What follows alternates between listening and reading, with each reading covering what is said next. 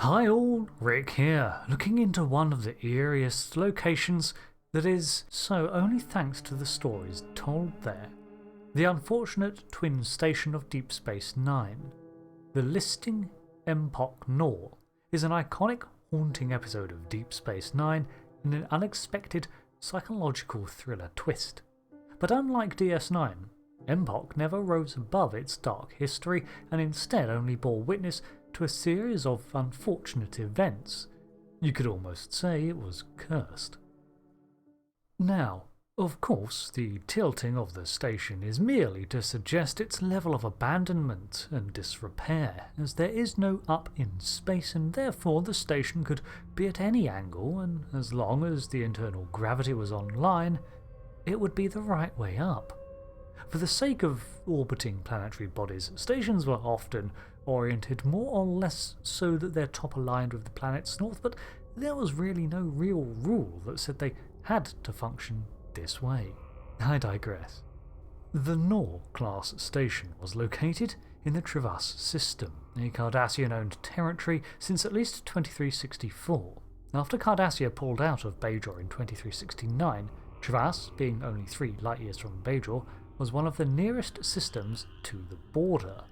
There is no telling exactly when it was built, but it was likely between 2346 and 2351, the dates of Terok Nor's construction.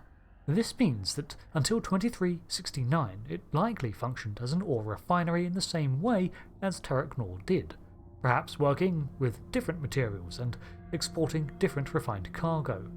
This means that, like Terok Nor, it bore witness to the horrors and brutality of Cardassian occupation and their enforcement over the Bajorans.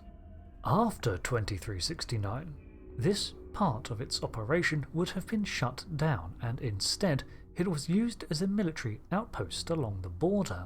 However, it was only occupied for the following 3 years, until early 2372, when it was abandoned by the Cardassian Union.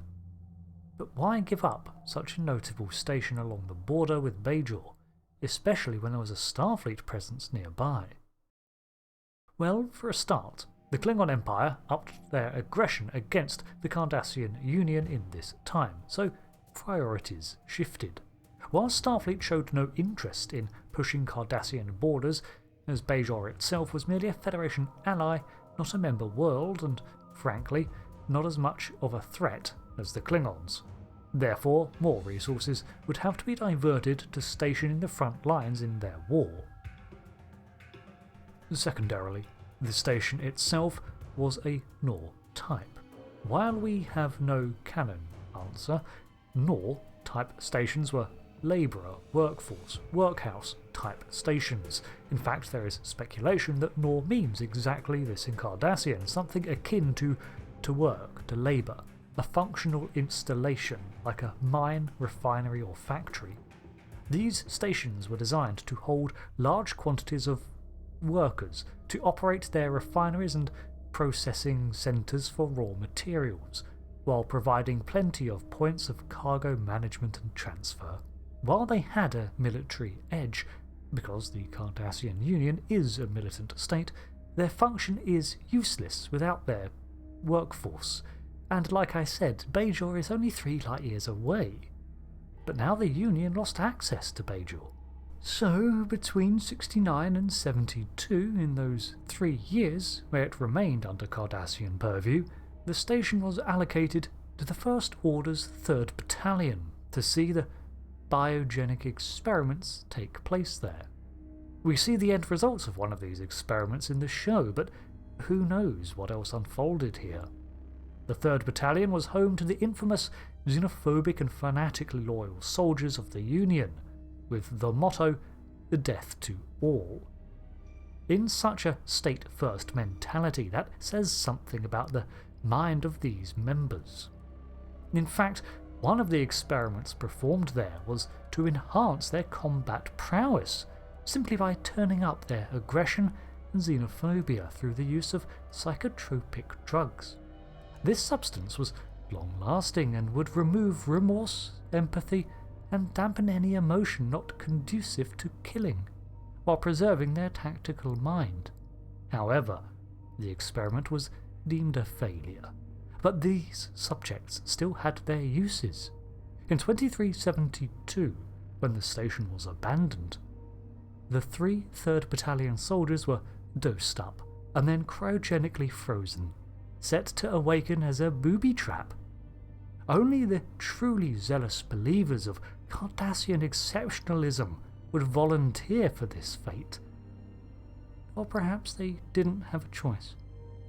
It doesn't matter, as what little remained of them as people in 2373 was practically gone. Among other traps, the station was set with explosives on the airlocks and docking points. There was also a dampening field installed that would nullify subspace communications off the station. Many of the station's critical systems were damaged or sabotaged by the Union before they left, and the main computer core was completely wiped, covering up all traces of any other experimentation that had been conducted here. Even the main reactors were damaged, with only one left in a barely functional state that was enough to maintain gravity and life support. But even this was shut down. Sensors and shielding were also offline, as were replicators, transporters, and practically everything else. When Garak was exposed to the same compound by touching it, it seeped into his system and sent him into the same aggressive and remorseless state as the soldiers.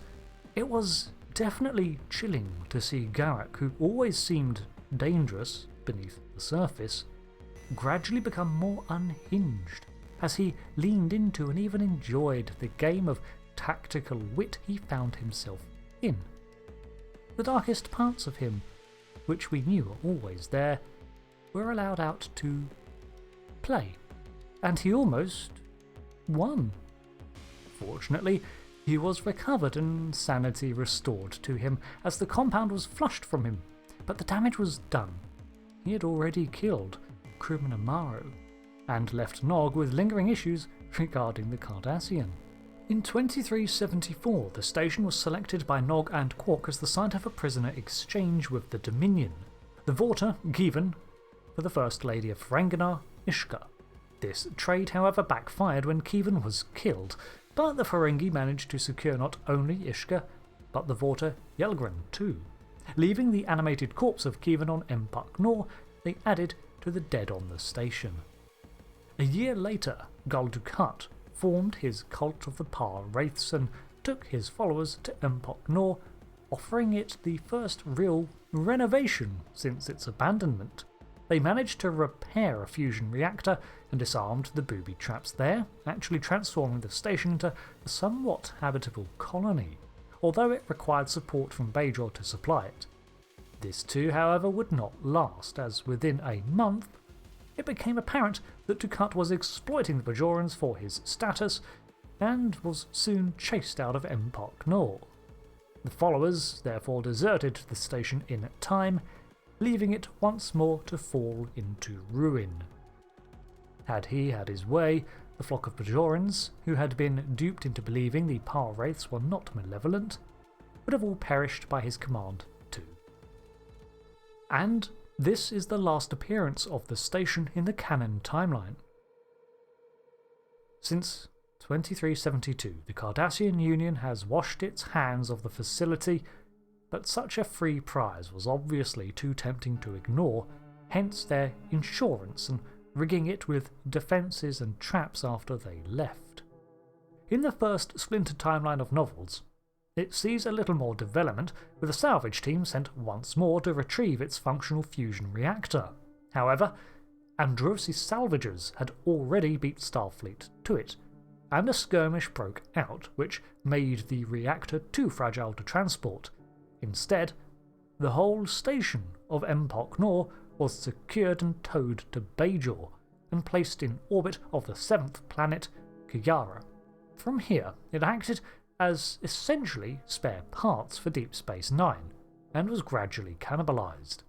A year later, Commander Sonia Gomez was sent to investigate the remaining Androsi tech that was triggering instabilities in the wormhole, eventually remedying the situation. In the alternate timeline of Star Trek Online, the Cardassian Trueway re-emerges as a splinter faction of Cardassia that does not want to accept Federation assistance, formed primarily by the old guard of Cardassian gulls and higher-ups that want to reinstate the military's control over the government. Not welcome on Cardassia, they set up on Empok Nor as their base of operations, restoring the station to operation and acting headquarters for the faction. Its true fate remains unclear in the Prime timeline, and for now, and for as much as we know, it continues to spin in the Trivas system, hollow, darkened, and waiting for the next salvage operation, the next cult to set up a base there, or simply to fall apart in the void of space. Thanks for watching this history and lore of Deep Space Nine's cursed twin. What of these fates do you prefer?